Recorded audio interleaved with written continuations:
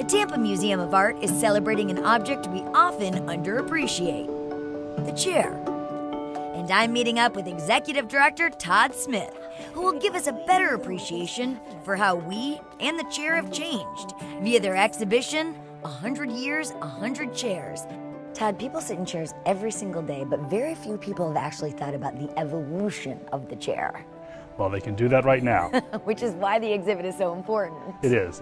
What it does is it talks about the thing that we take for granted most in our lives, and that is where we sit every day. And it looks at how the world around us changed the design of chairs and how we as individuals changed that design as well. It starts late in the 1800s with a seat familiar to cafes and kitchens.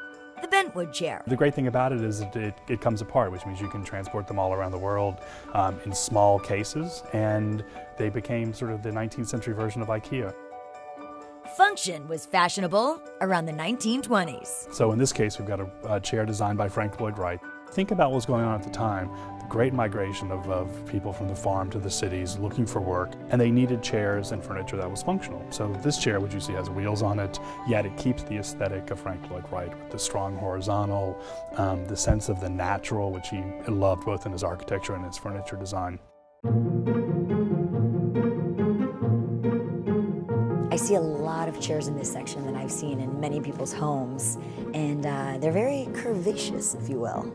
They are. What you also notice is the material, primarily made out of tubular metal. Designers started to use new materials and gives it a lightness and an airiness that we haven't seen before in chair design. And whether it spins, rolls, folds, or floats, you can call it working art. But just don't try to sit in them. I think it's time for me to take a load off. Do you mind if I sit down? You know, no. While they're inviting, I think of all the chairs you could choose, this is probably not the one that you're going to want to choose to sit in for a long period of time. Why is that? What Rietveld did in 1918 was he distilled the design down to its basic and bare minimum. That is a slat for your seat, a slat for your back, and two arms, and a few other pieces just to hold you up in the air.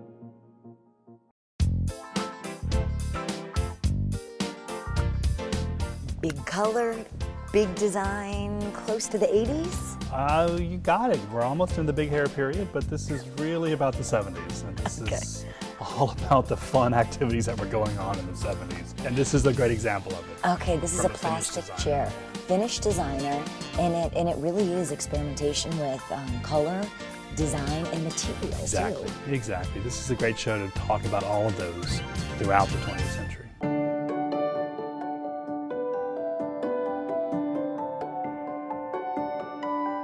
You can really see the artistic change now in these chairs. Right, what the designers are doing is they're really looking much more broadly at materials and trying to create chairs that are really unique works of art. So these are not meant for mass production, they're meant for standalone objects.